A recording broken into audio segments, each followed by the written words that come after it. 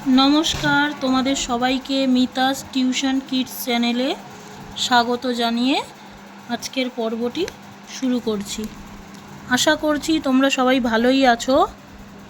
হ্যাঁ, আজকে আমি তোমাদের আরেকটা নতুন কিছু শেখানোর জন্য এসেছি। প্রথম দেখো আছে গুণে লেখো। তো আজকে আমি তোমাদের একটা নতুন জিনিস শেখাবো। অনেক টাইমে বাচ্চারা তোমরা 1-2 তো 50-100 অবধি শিখে যাও, কিন্তু দেখা যায় মাঝখান থেকে কোনটা 6, কোনটা 9, কোনটা 8 এটা তোমরা চিনতে পারো না বা লিখতে পারো না। অনেক বাচ্চারই এরকম সমস্যা হয়। তো সেক্ষেত্রে যখন বাচ্চারা 1 থেকে 10 বা 1 থেকে 10 শেখে, তারপরে এই গুণে লেখোটা শেখাতে হয়, তাহলে আর এই প্রবলেমটা হয় না। যেমন ধরুন এখানে কটা বল আঁকা আছে, তো আমি গুনবো 1, 2, 3, 4, 5, 6, 7। তো আমি এখানে 7 লিখলাম। তো 7টা কেমন? 7টা এরকম। বাচ্চারা যখন গুনে গুনে এরকম করে 1 থেকে 9 বা 10 অবধি করবে, তখন ওদের কোনটা 1, কোনটা 3, কোনটা 5 মাঝখান থেকে উঠলে মানে সংখ্যা ওদের কোনো চিনতে অসুবিধা হবে না। তো যখন হয় কি বাচ্চাদের ধরো বলছি 2 এ 5 25, তাহলে 2 কোনটা 5 কোনটা এটা বুঝতে অসুবিধা হয়। আবার কিন্তু যখন থরলি 2 এ 0 20, 2 এ 1 21, 2 এ 2 22 করে, তখন ওরা লিখতে পারে। তা এই প্রবলেমটা যাতে না হয় তার জন্য এই গুণে লেখো, হ্যাঁ, বা কাউন্ট অ্যান্ড রাইট 1-2 ক্ষেত্রে এই লেখাটা শেখাটা খুব দরকার।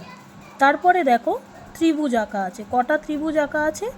তো এখানে হবে গুনবো 1, 2, 3, 4, 5। তো আমি এখানে লিখলাম 5। তো এটা আমি একে চন্দ্রতে করে দেখালাম। নিচের দুটো আমি 1-2 করে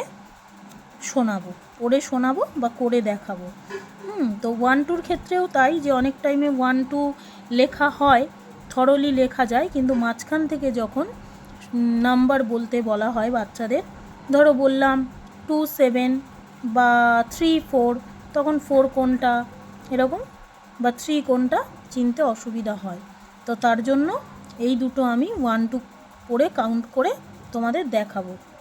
1, 2, 3, 4, তাহলে লিখলাম আমি 4।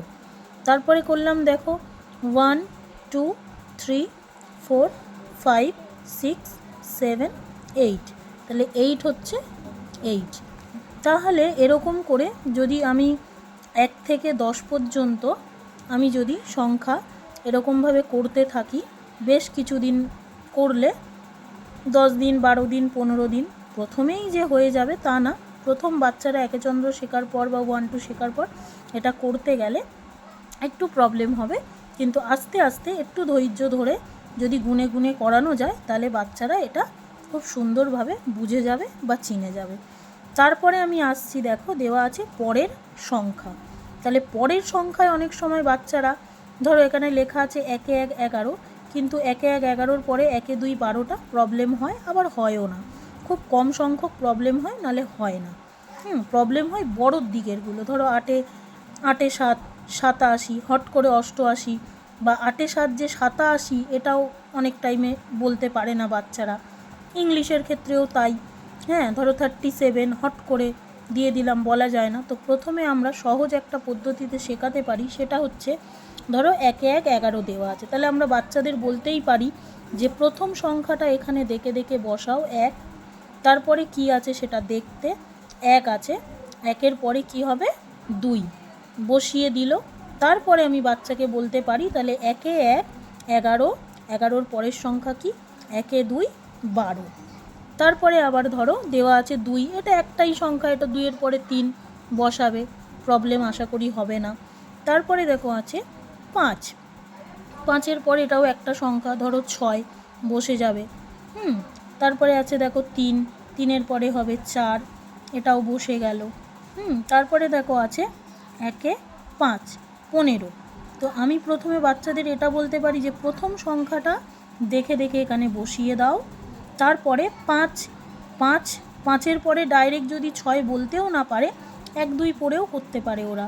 যেখানে 5 আছে তো 5-এর পরে কি বাচ্চারা তোমরা পড়ে দেখো 1 2 3 4 5 6, তাহলে আমি এখানে 6 লিখে দিলাম।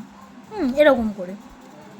তারপরে যেমন ধরো এখানে 1 3 13, সেম একই প্রথম সংখ্যাটা দেখে দেখে আমি বসালাম।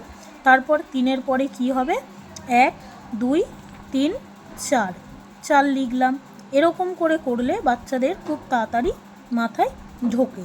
তারপরে যেমন আছে 9, 9 একটাই সংখ্যা, 9-এর পরে না পারলে গুনে নিতে পারে 1 0 10। তারপরে আছে 1 6 16, তাহলে প্রথম সংখ্যাটা বসালাম, 6-এর পরে হবে 7। তারপরে এখানে আছে 2 0 20, তাহলে 2টা আমি প্রথমে বসাবো। তাহলে আমরা 1-এর আগে 0 পড়ি, বাচ্চাদের এটা শেখাতে হবে 0-র পরে কি হয়, 0-র পরে 1 হয়। আর 1-এর আগে কি হয়, 1-এর আগে 0, 0টাও কিন্তু একটা সংখ্যার মধ্যেই পড়ে। তাহলে 1। এবার এখানে আছে 2 আর 9।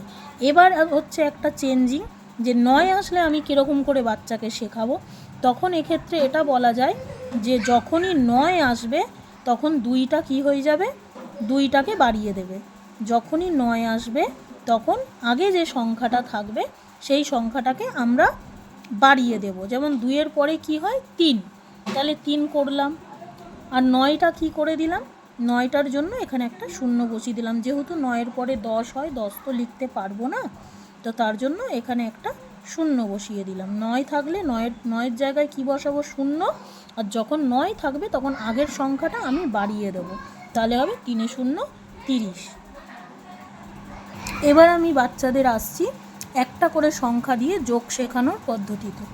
তাহলে দেখুন আছে ওপরে 2, তারপরে আছে 4। আগেই তো বাচ্চারা কর গুনতে পারে না, তো আমরা কি করব, 2 আছে এখানে, 2 আছে মানে দুটো দাগ কাটবো, 1 2। তারপরে 4 আছে মানে আমি 4টে দাগ কাটবো, 1 2 3 4। এবার আমি বাচ্চাদের পুরোটা গুনতে বলবো, তাহলে 1 2 3 4 5 6, তাহলে আমি লিখলাম এখানে 6। সেম আবার এখানে বাচ্চারা দেখো 3 আছে, আমি এখানে 3টে দাগ কাটবো, 1 2 3। তারপরে নিচে কি আছে 1, তাহলে আমি একটা দাগ কাটলাম, তাহলে এটাকে পুরোটাকে গুনবো 1 2 3 4, এটা হলো কি 4, এরকম করে। তারপরে আছে কি 5, তাহলে আমি 1 2 3 4 5। তারপরে আছে কি 2, আমি দুটো দাগ কাটবো, 1 2, তাহলে হলো কি 1 1 2 3 4 5 6 7 7। তারপরে আছে এখানে 3, ওপরেও 3 নিচেও 3, তাহলে 1 2 3, নিচেও আবার 1 2 3। এবার যদি পুরোটা গুনি তাহলে 1 2 3 4 5 6 6। হ্যাঁ বন্ধুরা, তাহলে আমি আজকে তোমাদেরকে এই 3টে জিনিস শেখালাম। একটা হচ্ছে গুনে লেখো, একটা হচ্ছে পরের সংখ্যা, আর একটা হচ্ছে যোগ করো। তোমরা বাড়িতে এরকম বাবা মার কাছে আস্তে আস্তে যদি ভালো লাগে ভিডিওটা, তাহলে তোমরা এরকমভাবে করতে পারো। আর অবশ্যই পরের ভিডিওতে আমি আরও নতুন কিছু শেখানোর জন্য ভিডিও দেব, আরও নতুন কিছু তোমরা শিখতে পারবে। যদি ভিডিওটা তোমাদের ভালো লাগে তাহলে ভিডিওটাতে একটা লাইক করো আর চ্যানেলটাকে সাবস্ক্রাইব করে দিও। টাটা বাচ্চারা।